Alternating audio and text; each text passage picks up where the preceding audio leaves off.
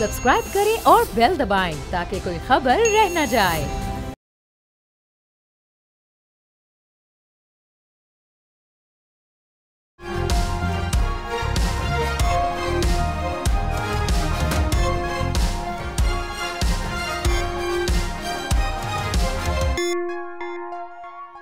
नाज़रीन अस्सलाम वालेकुम। तब्दीली विद डॉक्टर दानिश के साथ हाजिर हैं। कुछ कानूनी अहम तरीन जो है वो मसाइल या कह लें कि नुकात सामने आ गए हैं। उन नुकात के ऊपर हम दो अहम तरीन कानूनी माहिरीन से बात करेंगे। इस वक्त सुप्रीम कोर्ट में एडहॉक जजेस का मामला है, कानूनी हैसियत रखता है या नहीं रखता है। उसके पर पीटीआई का अपना पॉइंट ऑफ व्यू है। मुल्क में कॉन्स्टिट्यूशनल कोर्ट्स की अब बहुत ज़रूरत हो गई है क्योंकि 57,000 केस और रोज़ बरोज़ बढ़ रहे हैं और सुप्रीम कोर्ट के पास टाइम ही नहीं है। इसके अलावा सुप्रीम कोर्ट से जिस किस्म के फ़ैसले आ रहे हैं वो अनकॉन्स्टिट्यूशनल अनलॉफुल फ़ैसले आ रहे हैं, मावराए आइन आ रहे हैं और मुसलसल आ रहे हैं। शायद इसकी वजह यह है कि जो कॉन्स्टिट्यूशनल सब्जेक्ट है वो बिल्कुल एक स्पेसिफ़िक सब्जेक्ट है, उसके ऊपर शायद बहुत सारे लोगों की दस्तरस ना हो। इस पर भी बात करेंगे। उसके अलावा ये है कि जनाब सरकारी मुलाजिम की उम्र के हवाले से है और बढ़ाना वो कानून और आइन और किसका है। इसी तरीके से आपके आर्टिकल 6 और पार्टी पाबंदी यानी पीटीआई के ऊपर पाबंदी की बात की जा रही है और आर्टिकल 6 लगाने की बात की जा रही है। तो इस पे भी हम बात करेंगे कि कितना आइनी और क़ानूनी है। तो हमारे साथ दो गेस्ट हैं। आइए, शोएब शाहीन साहब हैं, रहनुमा पीटीआई, माहिर कानून, उनसे हम बात करेंगे, और हाफिज़ एहसान अहमद साहब, माहिर कानून, वो भी हमारे साथ शामिल हैं। दोनों का बहुत शुक्रिया। जी जनाब, शोएब शाहीन साहब पहले तो मैं आ जाता हूँ आपके ऊपर कि अब हुकूमत ये फ़ैसला कर रही है कि पीटीआई पर पाबंदी लगाई जाए और उसके पास कहते हैं कि बहुत ठोस सबूत है कि जिन बुनियादों पर पार्टी पे पाबंदी लग सकती है। अब आइन क्या कहता है इसके बारे में मेरे पास तो वो चीज़ें मौजूद हैं, लेकिन मैं आपसे भी सुनना चाहता हूँ। और दूसरा, आर्टिकल 6 लगाने की बात की जा रही है जो अदम एतमाद के ऊपर 5 जजेज़ ने फ़ैसला दिया था सुप्रीम कोर्ट का, और उसमें से एक जज ने ये डायरेक्शन भी दी थी कि आर्टिकल 6 को देखा जा सकता है। तो अब हुकूमत इस पे जा रही है, आप इस पे क्या कहेंगे सर? देखिए, पहली बात तो यह है कि इन कठपुतलियों के पास अख्तियार किसने दिया है इनको। ये लोग फॉर्म 47 की पैदावार हैं, फॉर्म 45 के मुताबिक ये सारे हारे हुए हैं। दूसरी बात, शहबाज शरीफ हारा हुआ, मरियम नवाज़ हारी हुई, नवाज शरीफ हारा हुआ। जो आज 85% अवाम पब्लिक इमरान खान और पीटीआई के साथ खड़ी हुई है, उसको कहते हैं कि जी हम आप पे पाबंदी भी लगाएंगे और आर्टिकल 6 भी लगाएंगे। बात यह है कि अगर 3 चीज़ें इन्होंने उस दिन डिस्कस की। नंबर 1 कि जनाब देखो साइफ़र आ गया। क्या हुआ साइफ़र का? जिस शख्स ने मुल्क की सलामती और ख़ुद मुख्तारी का दिफा किया, क्योंकि इनके प्रोसिक्यूटर जनरल ने, पूरे मीडिया ने रिपोर्ट किया, Syed Hamid Ali Shah, very honourable man, government के प्रोसिक्यूटर जनरल ने आकर कहा कि जी उस साइफ़र में ये लिखा हुआ है, क्योंकि पेश तो नहीं किया, साइफ़र में लिखा हुआ है इमरान खान को हटा दो वरना नताज भुगतने के लिए तैयार हो जाओ। इमरान खान वो वाहिद लीडर है जिसने मुल्क की सलामती और ख़ुद मुख्तारी का दिफा किया। आप कहते हो कि हम उसको प्रोसिक्यूट करेंगे। नंबर 1। नंबर 2, इन लोगों ने कहा बेगर्स आर नॉट चूज़र्स और अमेरिका हमारा वेंटिलेटर है। ये इनके अल्फाज थे ना। और साजिश में कितने मुलव्वस हैं कितने नहीं हैं, सुप्रीम कोर्ट की जजमेंट ने वाज़ेह कर दिया। आप इसमें कमीशन बनाएं और कमीशन में साबित करें कि ये लोग भी उसमें मुलव्वस हैं या नहीं है, सिर्फ इस पर डिटर्मिनेशन होनी बाकी है। और फ्लोर ऑफ द हाउस पे शहबाज शरीफ ने कहा धमकी आमेज़ गुफ्तगू थी जिस पे हम हाई पावर्ड कमीशन बनाएंगे, जो आज तक नहीं बना क्योंकि वो खुद उस पर मुलव्वस हैं। दूसरी बात सर, हम पॉइंट से हट नहीं रहे हैं, हम अहम सवाल से हट रहे हैं सर। हमारे पास टाइम लिमिटेड है, कई इश्यूज हैं एडहॉक पर। अच्छा, मैं उस पे डायरेक्ट उस पे आ जाता हूं। ठीक है, मैं 3 वजूहात पे मैं आ रहा हूं ना। इस पे आ जाएं, इस पे आ जाएं कि आप साइफर तो सर हम डिस्कस ही नहीं कर रहे ना अभी। वो साइफर पे वो अपील पे जाएंगे, हो सकता है फैसला चेंज हो जाए क्योंकि होता रहा है माजी में सर फैसले। अभी तो एक फैसला मौजूद है, मैं तो उस पे नहीं जा रहा, मैं तो जा रहा हूं आर्टिकल 6 और पाबंदी पे। जी जी, दो बातें हैं। आर्टिकल 6 के लिए आपको साबित करना पड़ेगा कौन सा ऐसा abrogation of constitution Imran Khan ने किया है। वो उस परवेज मुशर्रफ का तो ऑर्डर आप इम्प्लीमेंट नहीं कर सके, उसको मुल्क से बाहर भेज दिया था, जिसने कॉन्स्टिट्यूशन को एब्रोगेट किया था। ये उसका सिर्फ मजाक उड़ा रहे हैं और जो एक honourable respectable most popular leader है, आप उस पर आर्टिकल 6 लगाएंगे। इनकी ना जुर्रत है, ना हिम्मत है, ना इनमें सलाहियत है, ना इनके पास अखलाकी कोई कदरें हैं, ना इनके पास आइनी अख्तियार है, ना कानूनी अख्तियार है। ये कुछ भी नहीं कर सकते। जब ये करेंगे फिर मैं आपको बताऊंगा। दूसरी बात, सर कानूनी इख्तियार क्यों नहीं है, मेरा सवाल ये आपसे है सर, मेरा सवाल है उसका जवाब दीजिए। इसलिए नहीं है, मोरल उनके पास है नहीं है, वो तो वो खुद बताएंगे। लेकिन मैं तो यहाँ आईनी और कानूनी, क्या आर्टिकल 6 लगाना फेडरल गवर्नमेंट के पास अगर ऐसे मवाद मौजूद हैं, और ख़ास तौर पे जब सुप्रीम कोर्ट ने अदम एतमाद की तहरीक के ऊपर ये कहा कि उन्होंने मावराए आइन काम किया है, अनकॉन्स्टिट्यूशनल काम किया है, ला कानून तोड़ा है, आइन तोड़ा है, तो हम तो आर्टिकल 6 में पढ़ते हैं सर कि अगर आर्टिकल 6 पढ़े तो पढ़ के सुना दूं कि किसी ने अगर उसके मावराए कायम किया है या एब्रोगेट किया है या जो भी कुछ किया है तो उसके ऊपर एक्शन होगा जो उस आर्टिकल में लिखा हुआ है। तो फेडरल गवर्नमेंट के पास तो ये इख्तियार है ना सर। डॉक्टर साहब इसकी दो इसकी बातें हैं। जी एक है अख्तियार का इस्तेमाल, एक है अख्तियार का होना, और दूसरी बात यह है कि एक मावराए कानून और आइन काम करना, एक है आइन को सस्पेंड करना और एब्रोगेट करना। ये दो मुख्तलिफ चीज़ें हैं। एक कांस्टेबल किसी शख्स को गैर कानूनी हिरासत में रखता है, ये मावराए आइन है, मावराए आइन है, लेकिन इसका ये मतलब नहीं है उसने कॉन्स्टिट्यूशन को एब्रोगेट कर दिया है। ये इस फर्क को समझ जाएं। और मुझे ये बता दें, इसकी जजमेंट और जो दोस्त मोहम्मद की मजारी की जो फाइंडिंग्स आई थी, जिसकी वो स्पीकर की रूलिंग को सेटिसाइड कर दिया था, कहा था कि ये अनकॉन्स्टिट्यूशनल है, मावराए आइन है, एग्जैक्टली दोनों को सामने रखें और मुझे बता दें कि इस पे तो आर्टिकल 6 लगेगा, उस पर नहीं लगेगा। हाँ, आर्टिकल 6 अगर लग सकता है, वो भी टू सम एक्सटेंट इन कठपुतलियों पे लग सकता है, उस इंटरम सेटअप पे लग सकता है, उस इलेक्शन कमीशन पे लग सकता है जिन्होंने 90 डेज में इलेक्शन कराने की बजाय कॉन्स्टिट्यूशन को एब्रोगेट करते हुए, सस्पेंड करते हुए प्रैक्टिकली उन्होंने इलेक्शन को 14 महीने या अच्छा सर, मैं यहाँ पर मैं जरा पढ़ना चाहूंगा, मैं पढ़ना चाहूंगा, जरा पढ़ना चाहूंगा सर, क्योंकि वो बहुत बेहतर हो जाएगा sir. Sir, any person who abrogates और सबवर्ट्स और सस्पेंड्स और hold in abeyance or attempt or conspire to abrogate or subvert or suspend or hold in abeyance the constitution by use of force or show of force by any other unconstitutional means shall be guilty or high treason। ये है sir, इसमें बहुत सारी चीजें आ गई हैं sir. तो आपसे पहला सवाल कि क्या अदम एतमाद की तहरीक जो पेश हो गई थी और उसके ऊपर जो आपके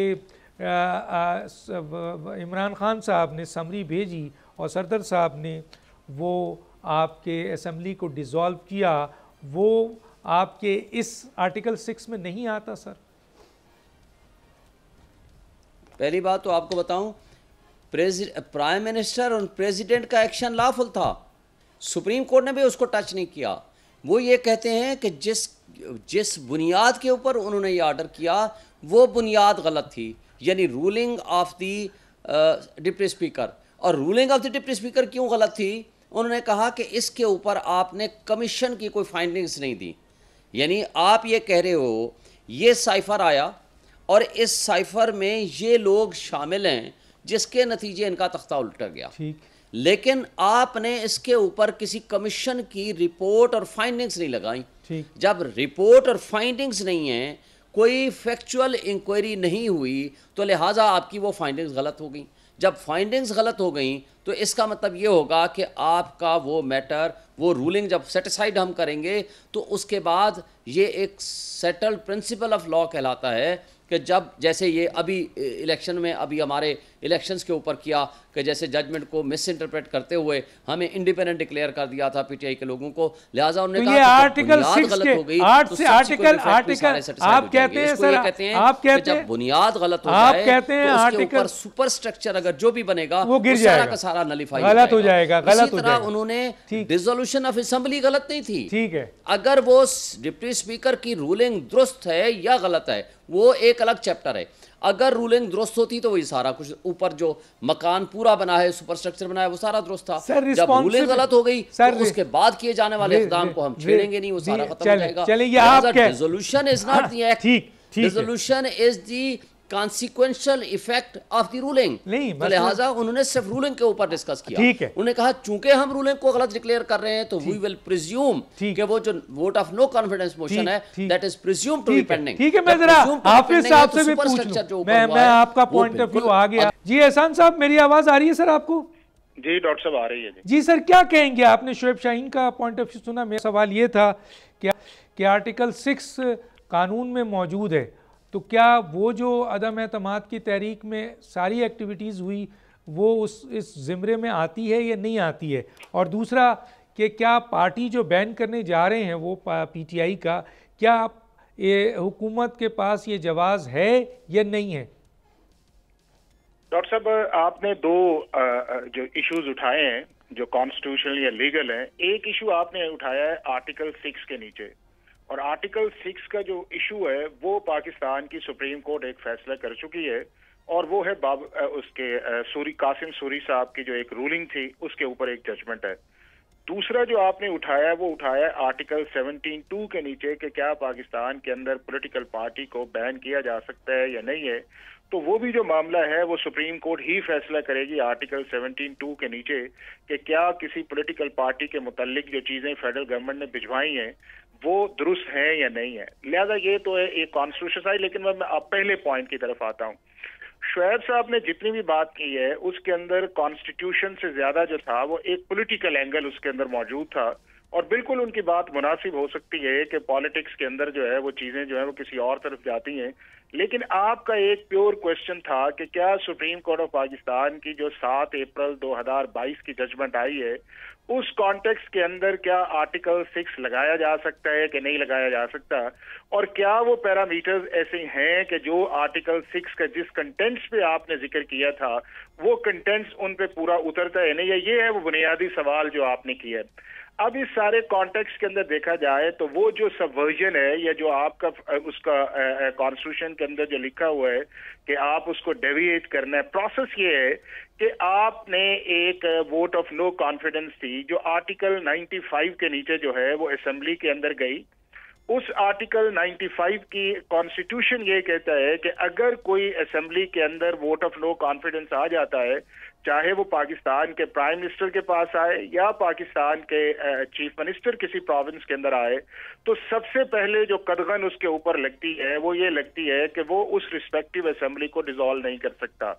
और अगर वो डिसॉल्व नहीं कर सकता तो उसके पास दो ही ऑप्शन होते हैं, या उस वोट ऑफ नो कॉन्फिडेंस को फेस करे, या ये है कि उससे पहले जो है अपना रिजाइन जो है वो प्रेसिडेंट ऑफ पाकिस्तान को भिजवाए कि चूंकि मैं हाउस की मेजॉरिटी जो है वो आर्टिकल 92 के नीचे मेरे पास नहीं है, या वैसे कह दे कि जी मैं इसे कंटिन्यू नहीं करना चाहता, और प्रेसिडेंट ऑफ पाकिस्तान जो है वो उस रिजाइन को एक्सेप्ट कर लेते हैं। और रिजाइन को एक्सेप्ट करने के बाद जो है जो कॉन्स्टिट्यूशन के अंदर प्रोसेस है कि वो किसी न किसी को एक वक्ती तौर पे एक्टिंग जो है वो प्राइम मिनिस्टर लगाएंगे और फिर अगला इलेक्टोरल प्रोसेस शुरू होगा। अब इस केस के अंदर आर्टिकल 95 का जब प्रोसेस था पहले उसे लिंगर ऑन किया गया, उसको जो था वो आपने 14 दिन के अंदर अंदर इजलास को बुलाना था।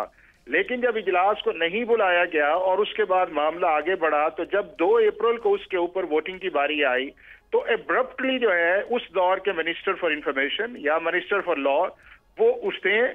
स्पीकर का काम ये था, एक तो ये था कि ये जो हमारे असद कैसर साहब हैं इन्हें उस इजलास के अंदर बैठना चाहिए था, और मेरा ख्याल है कि उन्होंने मामला भांप लिया था कि अगर कोई ऐसी चीज आएगी तो कल को मेरे शोल्डर्स पे आएगी, और इसीलिए उन्होंने कासिम सूरी साहब को सेक्रीफाइस किया। क्योंकि इतने बड़े इंपॉर्टेंट मैटर के अंदर डिप्टी स्पीकर का वहां पे बैठना जो है वो मुनासिब भी नहीं है। अब ये है कि प्रोसेस ये था कि चूंकि रूलिंग रेजोल्यूशन भी आ गई थी, वोट ऑफ नो कॉन्फिडेंस का वोटिंग टाइम था, उसके ऊपर ये है कि अब्रप्टली वो साहब उठते हैं और वो ये कहते हैं कि जनाब आप रूलिंग दें, हमारे पास एक डॉक्यूमेंट आया है और वो डॉक्यूमेंट आर्टिकल 5 की बुनियाद के ऊपर पूरा उतरता है, जिसका मतलब ये है कि लॉयल्टी ऑफ द स्टेट। और पाकिस्तान की असेंबली के अंदर जितने लोग इस वक्त बैठे हुए हैं, इनकी जो लॉयल्टी ऑफ स्टेट है वो मशकूक है, वो आइन के मुताबिकत नहीं रखती, लिहाजा इनका जो एक्शन है आर्टिकल 95 के नीचे इनिशिएट करना जो है वो अनकॉन्स्टिट्यूशनल है और आप इसके ऊपर रूलिंग दें। अब वो सारे आपने देखा, वो एक लाइव एक सर वो लंबी लाइन बहुत डिटेल में नहीं जाइए, तो सबको पता है। अच्छा, आप तो आए कि डॉक्टर बात यह है कि वो इसीलिए इंपॉर्टेंट है कि आपको उस कॉन्डक्ट पे जाना पड़ेगा कि क्या वो कॉन्डक्ट सबवर्जन पे था या को कॉन्डक्ट तो था वो डेविएशन पे था। और वही हुआ उसके अंदर कि जब उसको सबवर्ट किया, वो इतना इंपॉर्टेंट मामला था, आपको याद होगा कि संडे वाला दिन था, उसी दिन सुप्रीम कोर्ट ऑफ पाकिस्तान के सारे जजेस जो है वो चीफ जस्टिस की रेजिडेंस पे बैठे और उन्होंने फैसला किया कि हमें इसके ऊपर सुओ मोटो लेना चाहिए।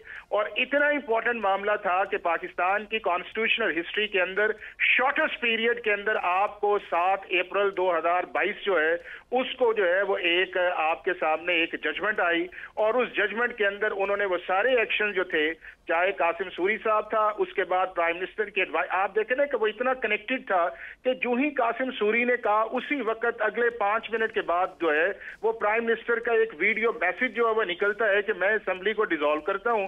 और उसके फौरी बाद आप देखें कि प्रेसिडेंट उस एडवाइस को जो है वो एक्सेप्ट करता है और साथ ही प्रेसिडेंट जो है अगले 10 मिनट के अंदर कहता है कि मैं किसी और को प्राइम मिनिस्टर लगाऊंगा। तो ये सारी चीजें तो अब आप यहां पर क्लियर करें सर। देखिए मेरा एक सवाल यहां बनता है, क्योंकि शोएब शाहीन साहब का पॉइंट ऑफ व्यू आ गया है, वो ये तो मानते हैं कि जनाब कासिम सूरी साहब का जो फैसला है, ये जो भी स्टेटमेंट है, ये जो भी काम किया वो गलत है। वो कहते हैं सुप्रीम कोर्ट ने उसको गलत कहा है, लेकिन वजीर आजम और सदर के फैसले को सुप्रीम कोर्ट ने टच नहीं किया, वो ये कहते हैं। नहीं नहीं नहीं नहीं नहीं, ये जरा क्लियर करें। नहीं नहीं नहीं नहीं, देखें कासिम सूरी का जो रूलिंग थी उसके बाद एक एडवाइस थी और वो एडवाइस इंडिपेंडेंट थी, वो कासिम सूरी के रूलिंग पे डिपेंड नहीं कर रही थी। वो एडवाइस ये थी कि प्राइम मिनिस्टर के ऊपर जो कॉन्स्टिट्यूशनल कैब लगा हुआ था वो कैब हट गया। जब वो हटा उस चीज के अंदर तो इसका मतलब ये है कि उसकी डायरेक्ट रेलिवेंसी जो थी वो उसके साथ नहीं थी, लेकिन जब कैब उठा तो उसको उन्होंने आर्टिकल 58(2) के अंदर एक एडवाइस भिजवाई और वो एडवाइस प्रेसिडेंट ऑफ पाकिस्तान चूंकि असेंबली जो डिसॉल्व पहली सिचुएशन के अंदर कर ही नहीं सकते थे, उन्होंने उसको फौरी तौर पर एडवाइस कर दिया। तो ये दोनों जो एक्शन थे इनको सुप्रीम कोर्ट ने उसके अंदर 3 एक्शन जो थे वो स्ट्राइक डाउन किए थे और तीनों को उन्होंने contrary to the law and constitution कहा है। नंबर 1 कासिम सूरी का action, number 2 supreme court of Pakistan ने कहा है कि प्राइम मिनिस्टर की जो एडवाइस आर्टिकल 58(2) के नीचे है। नंबर 3 प्राइम मिनिस्टर ने जो एडवाइस भिजवाई है प्रेसिडेंट ऑफ पाकिस्तान का उसको एक्सेप्ट करना। तीनों चीजें कॉन्ट्रेरी कॉन्स्टिट्यूशन हुई हैं। अगर तो मान लिया जाए कि कासिम सूरी की हद तक था तो फिर जो दूसरी 2 एडवाइस है वो तो फिर ठीक है, और अगर वो ठीक है तो कासिम सूरी जो है उसके बाद तो मामला आगे जाना ही नहीं चाहिए था। फिर सुप्रीम कोर्ट ने क्यों उस प्रोसेस आर्टिकल 95 को दोबारा रीस्टार्ट करवाया और उसके बाद आपने देखा कि जब रीस्टार्ट वाला मामला आया तो आपने असेंबली के अंदर देखा कि पहले उस प्रोसेस को डिले किया गया और डिले करने के बाद जब आपके सामने वो एक चीज आई और उसके ऊपर जो है अब उसके अंदर सुप्रीम कोर्ट ऑफ पाकिस्तान के 2 व्यू आए। एक आया ये कि ये सारा contrary to the law and constitution है और दूसरा उन्होंने कहा कि आर्टिकल 6 जो है इसको चलाना चाहिए। क्योंकि डॉक्टर साहब बात इस वक्त सिर्फ एक पॉलिटिकल पार्टी की नहीं है, बात ये है कि अगर पाकिस्तान की कोई अदालत ये डिक्लेयर कर देती है कि ये मामला कॉन्स्टिट्यूशन के लॉ कर, जो शोएब साहब ने जो दी है ना एग्जाम्पल जी कि जी एक SHO कर दे तो वो भी कॉन्स्टिट्यूशन डवी है, वो नहीं कॉन्स्टिट्यूशन, वो इलीगैलिटी है और वो उसको इंडिपेंडेंट लॉ डील करता है, चाहे आपका पाकिस्तान पीनल कोड है, चाहे आपका ज़ाब्ता फौजदारी है और चाहे आपका पुलिस ऑर्डर 2002 है। ये वाला जो मामला ये तो प्योरली कॉन्स्टिट्यूशन का है, इसके नीचे कुछ चीज ही नहीं है। स्पेशल जो प्रोविजन अब ये है कि जब सुप्रीम कोर्ट ने अपनी उस रीजनिंग दी बात के अंदर, इनका डिफेंस ये था कि आर्टिकल 69 जो है जिसके अंदर असेंबली की प्रोसीडिंग्स को इम्यूनिटी हासिल है, लिहाजा सुप्रीम कोर्ट ऑफ पाकिस्तान को एक्शन नहीं करना चाहिए। और आपने इन सारों के स्टेटमेंट्स भी देखी और इन्होंने इसी जजमेंट के ऊपर ये कहा कि सुप्रीम कोर्ट ऑफ पाकिस्तान ने एक्सीडिंग टू द जुरिसडिक्शन कहा है। इनके मिनिस्टर्स की स्टेटमेंट्स देख लें, इनका सारा देख लें कि सुप्रीम कोर्ट ने पार्लियामेंट के अंदर मुदाखलत की है, जिसको सुप्रीम कोर्ट ने बाद के अंदर अपनी डिटेल ऑर्डर के अंदर कहा कि अगर कोई भी अनकॉन्स्टिट्यूशनल काम जो है असेंबली की प्रोसीडिंग के जरिए किया जाता है तो वो लॉफुल नहीं है, वो contrary to the constitution law है। उसके बाद हुआ ये है कि एक रिव्यू आया, रिव्यू भी उसके अंदर डिसमिस हो गया है। अब मामला ये है कि क्या आर्टिकल 6 लगना चाहिए नहीं लगना चाहिए। ये मेरा ख्याल है कि एक ऐसी चीज है कि फेडरल गवर्नमेंट की कॉम्पिटेंसी अपनी जगह, सुप्रीम कोर्ट की जजमेंट अपनी जगह, लेकिन मुनासिब ये होगा कि सुप्रीम कोर्ट के सामने प्रेसिडेंट ऑफ पाकिस्तान जो है वो आर्टिकल 186 का एक रेफरेंस भिजवाए, जिस तरह पीटीआई ने भिजवाया 63A का। नहीं, वो तो एडवाइजरी, वो तो फिर एडवाइज, वो तो है, वो तो एडवाइजरी। ये अगर प्रेसिडेंट वो भिजवाता है तो सुप्रीम कोर्ट जो भी फैसला करे हम सबको मानना चाहिए। नहीं सर, क्या मैं सर मेरी आवाज आपको भी नहीं आ रही, मेरी आवाज आपको भी नहीं आ रही सर। देखिए, वो एक 186 एडवाइजरी जुरिडिक्शन है जो सदर एडवाइस ले सकता है, लेकिन क्या फेडरल गवर्नमेंट इनिशिएट नहीं कर सकती? उसके पास बिल्कुल कर सकती है, तो बस कर सकते तो आप, मैं आपकी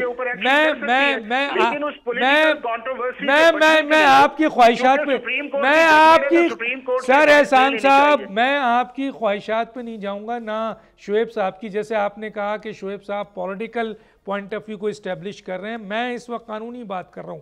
क्या federal government, not only prime minister, वो जो शुएब साहब ने कहा था ना कि परवेज़ मुशर्रफ साहब का जो है वो क्यों उसके ऊपर नहीं हुआ, इसलिए कि परवेज़ मुशर्रफ साहब को सिर्फ प्राइम मिनिस्टर ने इनिशिएट किया था, फेडरल गवर्नमेंट ने नहीं किया था, इसलिए अदालत में केस जाने के बावजूद ख़त्म कर दिया गया। यहाँ पर मैं एक पूछ रहा हूँ कि क्या फेडरल गवर्नमेंट आज अगर उस फैसले पे जो सुप्रीम कोर्ट ने दिया, उस फैसले के ऊपर क्या वो आर्टिकल 6 लगाने का इख्तियार रखती है या नहीं रखती, ये बताएं जनाब एहसान साहब। मैं फौरन शुएब साहब की तरफ जाऊंगा।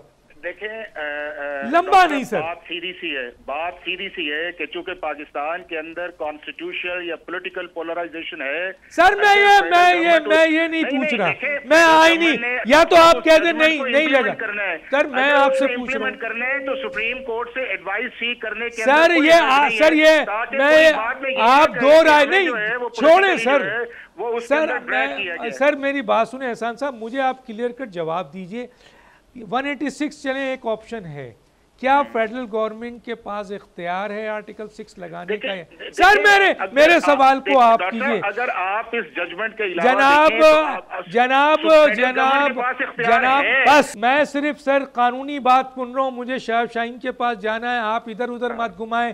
पीपल्स पार्टी क्या सोचेगी, ANP क्या सोचेगी, अमेरिका क्या सोचेगा, उसका स्टेट डिपार्टमेंट क्या सोचेगा, दुनिया क्या सोचेगी, मैं ये आपसे नहीं पूछ रहा। मैं तो ये पूछ रहा हूँ कि क्या फेडरल गवर्नमेंट का इस ऑर्डर के बाद सर आर्टिकल डॉक्टर एक सेकंड देखें ना, चूंकि ये बड़ा इंपॉर्टेंट कॉन्सेप्ट सर आप मुझे लीगल जवाब दे देना, वो आप दे नहीं रहे। अगर आप सुप्रीम कोर्ट की जजमेंट के कॉन्टेक्स्ट के अलावा अगर पूछते हैं मैं सुप्रीम बस सिर्फ सर मैं किसी और आप मुझे किसी और तरफ मत ले जाएं। मैं पर्टिकुलर केस एक उठाया है कि जो सुप्रीम कोर्ट अदम एतमाद की तहरीक हुई, उस पे सुप्रीम कोर्ट ने जो ऑर्डर जारी किया जिसमें एक जज ने आर्टिकल 6 इनिशिएट करने का भी कहा, क्या उसके ऊपर फेडरल गवर्नमेंट आर्टिकल 6 की कार्रवाई कर सकती है या नहीं कर सकती? बस इतना मुनासिब ये है कि सर मैं मुनासिब, आप कौन होते हैं कहने वाले सर लीगल पॉइंट के मुनासिब है या नहीं है, या सियासी जमातें क्या कहती हैं? इस तरह तो शुएब शाहीन भी सही कह रहे हैं। मैं तो आपसे आईनी बात पूछ रहा हूँ, मैं आईनी बात को पूछ रहा हूँ सर। ज्यूरिडिक्शन की बात पूछ रहा हूँ, ये तो बात की बात है ना। क्या फेडरल गवर्नमेंट के ज्यूरिडिक्शन में ये है, वो जा सकती है, इनिशिएट कर सकती है या नहीं कर सकती? नहीं, फेडरल गवर्नमेंट की बिल्कुल आर्टिकल 6 को लगाने की जुरिस्डिक्शन है। बस खत्म बात, बस खत्म सर। क्या करना चाहिए, नहीं करना चाहिए, आप क्या अच्छा समझते हैं, मैं क्या समझता हूं, या अमेरिका क्या समझता है, PTI क्या समझती है, या पीपल्स पार्टी या पाकिस्तान के लोग क्या समझते हैं, एक अलग बात है। एक छोटा सा ब्रेक, फिर वापस आते हैं।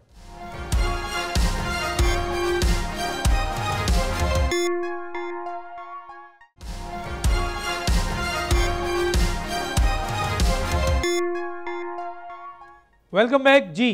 शोएब शाहीन साहब, एडहॉक जजेस के हवाले से बात हो रही है। अब मेरा ये सवाल है सर कि आपका इस पे भी एतराज़ है, जबकि मैं पढ़ रहा था कि आइन में आर्टिकल 177 का जो 2 है उसे पढ़ें, 181 पढ़ें, 182 पढ़ें, तो एडहॉक जजेस को लगाने का इख्तियार सुप्रीम जुडिशल कमीशन को है कि वो एडहॉक जजेस लगा सकता है और उसकी भी सारी चीज़ें उसमें मौजूद हैं। तो आप एतराज़ क्यों कर रहे हैं और ये क्यों कह रहे हैं, चंद वकला भी कह रहे हैं कि ये गैर आइनी इक़दाम है? देखें, 2-3 चीज़ें हैं उसके लिए। पहली बात तो यह है कि उसमें लिखा हुआ है कि जब वांट ऑफ कोरम हो इन दी सुप्रीम कोर्ट, वो तो नहीं है। अभी 2 हफ्ते पहले 17 जज मुकम्मल किए हैं, 3 जजेस की तकमील की है। नंबर 2, पाकिस्तान की तारीख़ में पहली मरतबा 3 साल के लिए आप एडहॉक जज लगा रहे हैं। इसका मतलब है कि आप परमानेंट जजेस की बजाय आप एडहॉक जजेस के ज़रिए आप केसेस को चलाना चाहते हैं, एडहॉकिज़म को फ़रोग़ दे रहे हैं। तीसरी बात यह है कि आप 15 तारीख से छुट्टियाँ हैं 1-2 महीने के लिए, और तीसरे महीने में साहब जा रहे हैं काजी फाइसा साहब। आप जाते जाते नए चीफ जस्टिस के लिए जो कि जिन्होंने 3 साल रहना है, let this matter be decided by that chief justice और जो भी आगे जुडिशल कमीशन अब बनता है। आपने 2 महीने छुट्टियां करनी हैं, तीसरे महीने में आपकी रिटायरमेंट हो जानी है, आप जा रहे हैं। हाँ, अगर आप टाइमिंग्स बहुत इंपॉर्टेंट हैं, एन उस टाइम पे जब आप तनहा हो गए हैं, मिनॉरिटी में आ गए हैं, मेजॉरिटी जो है वो बाकी जजेस का एक और फैसला आया है, आप एन उस दिन 4 मुअज़्ज़ज़ जज साहिबान को आप लगाने जा रहे हैं ताकि कंपोजिशन ऑफ द जुडिशरी जो है सुप्रीम कोर्ट की उसको चेंज किया जा सके। और फिर उन मुअज़्ज़ज़ जज साहिबान को नाम ले रहे हैं जो आपके हम ख्याल हैं थे, या आपके हक़ में फ़ैसला किया, या इस्टेब्लिशमेंट के हक़ में फ़ैसले किए, या मुस्लिम लीग नून के हक़ में किए, या PTI के ख़िलाफ़ किए। और 4 में से 3 मुअज़्ज़ज़ जज साहिबान ने माज़रत कर ली।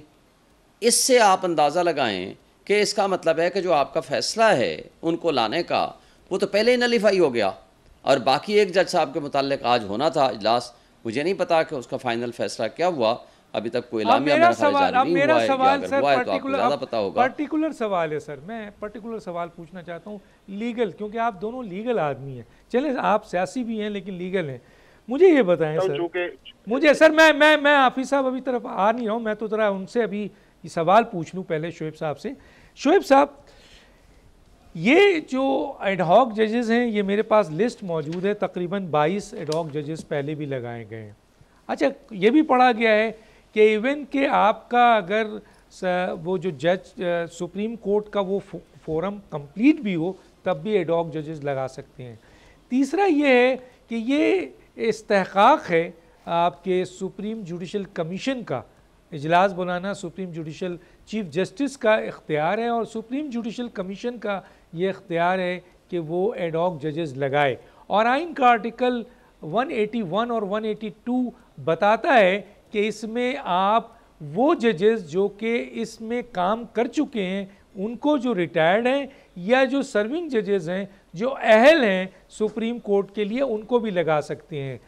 तो सर, अब वो अलिफ लगाएं बे लगाएं, इस पर तो आप बात कर सकते हैं, मैं इस पर बिल्कुल आप कि जी अब लगाना चाहिए था, वक्त नहीं है, फैसला उनके खिलाफ आ गया है, वो अकेले पड़ गए, ये सब बातें आप कर सकते हैं। मैं तो लीगल पोजीशन पूछ रहा हूँ कि क्या सुप्रीम जुडिशल कमीशन के पास ये इख्तियार है कि वो एडहॉक जजेस लगाए, और एडहॉक जजेस लगाने के लिए रिटायर्ड जजेस जो इसी उसमें काम कर चुके हों 3 साल और 3 साल का वो वक्फा, और दूसरा कि जो सर्विंग जजेस हैं, अहल हैं हाई कोर्ट के, उनको लगाए। ये लीगल राइट्स है सुप्रीम जुडिशल कमीशन की सर?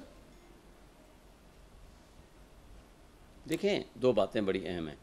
कोई भी एक अख्तियार, उसका अख्तियार क्या वो विद बोनाफाइडी है या लैक ऑफ बोनाफाइडी है, ये हमेशा देखा जाता है। खा कोई अथॉरिटी हो, खा कोई जुडिशल फोरम हो, या कोई कमीशन हो। ये तो कमीशन है ना, ये सुप्रीम कोर्ट नहीं है, ये कमीशन है।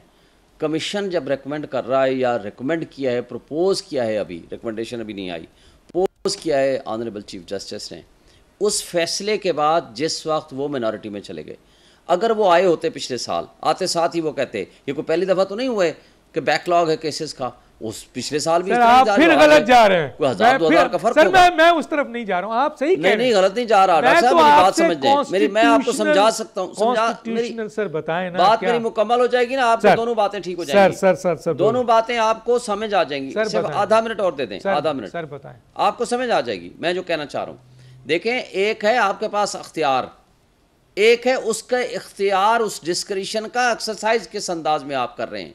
जो काम आपने साल में पहले 6 महीने पहले करना था, जो कि आज आप जा रहे हो एट द फेक एंड, आप करने का अख्तियार ही खत्म कर देते हैं। वजह क्या है? वजह यह है, आपको याद होगा पिछले साल सर सुओ मोटो नोटिस दिया जाता था पहले, सुओ मोटो नोटिस दिया जाता था। बात कर लूं ना, आपको समझ आ जाएगी ना जी। सर मैं मेरी समझ इतनी तो है सर, मैं एक तालिब इल्म हूं सर, मैं क्लियर चाहूंगा, टाइम कम है ना सर, तो मैं ये चाहूंगा सर कि मुझे सिर्फ ये बताएं कि सुप्रीम जुडिशल कमीशन का ये इख्तियार, सर उनका जहन क्या कहता है, वो क्यों लाना चाहते हैं, क्या ख़राबी है? ये सो मोटो नोटिस लोग लेते थे, एक जज लेता था, उसकी क्या सोच थी, लेकिन इख्तियार तो था ना सो, और लेता था और फैसला भी करता था। तो सुप्रीम जुडिशल कमीशन का ये इख्तियार है कि वो एड हॉक जजेस अपॉइंट करें लीगली, इन पैराए में जो मैंने कहा है। देखें, बिल्कुल अख्तियार है, बस किसी ने इनकार नहीं किया। सवाल ये है कि अख्तियार इमरजेंसी पर्पजेस के लिए है। बिल्कुल, आप बोलिए सर, ये रूटीन पर्पजेस के लिए नहीं है। अब 2 मिनट अच्छा, आपके पास है, ठीक है बोलें सर। एक आपके गार्ड के पास जी, आपके गार्ड के पास अख्तियार है कि आप, वो उसके पास बंदूक है, वो गोली मार सकता है, लेकिन किन हालात में मारेगा?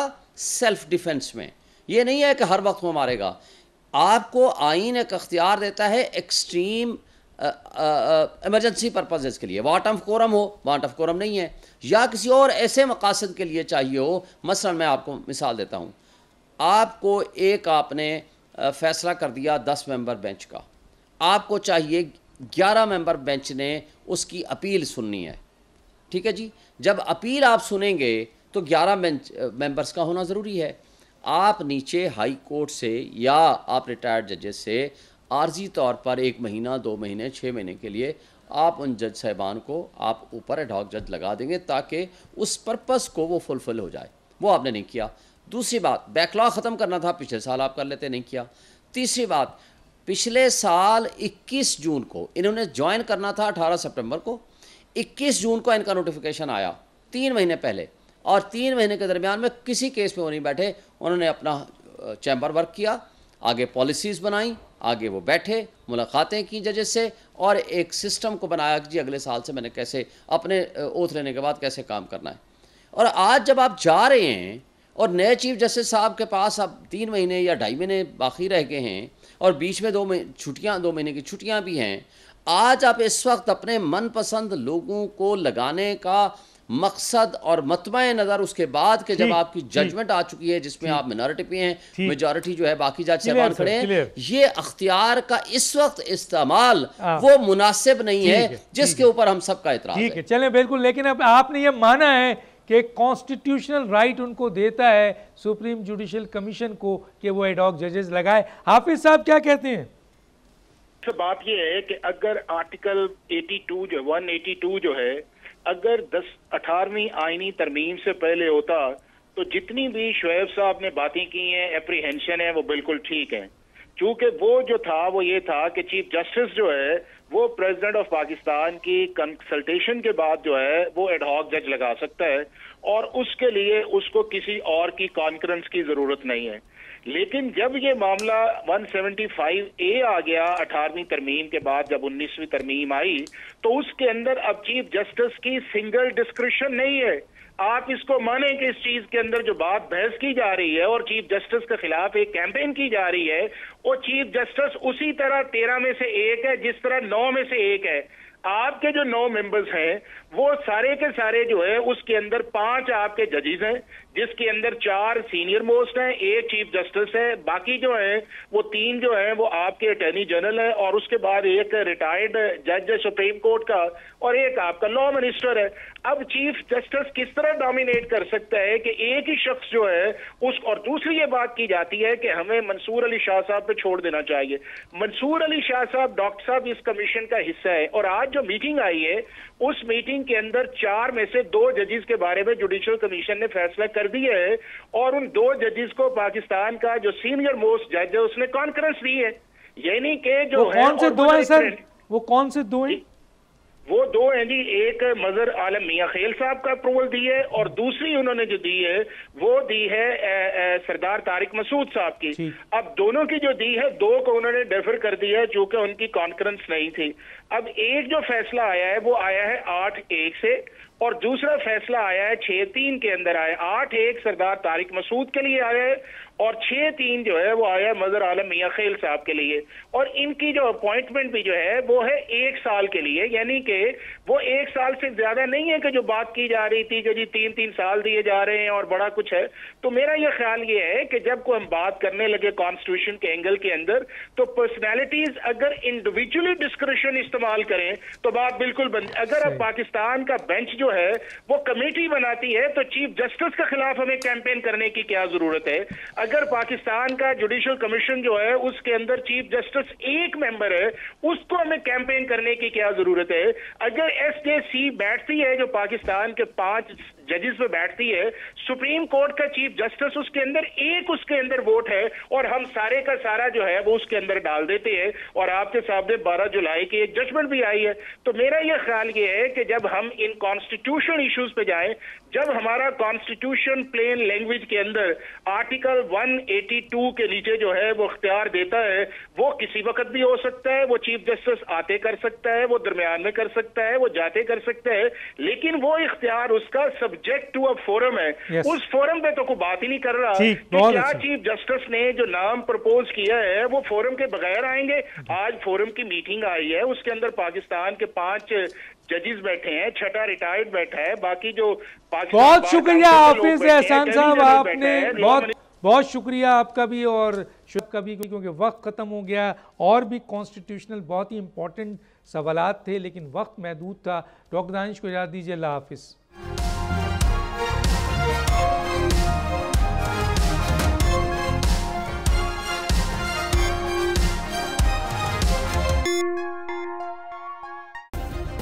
सब्सक्राइब करें और बेल दबाएं ताकि कोई खबर रह न जाए।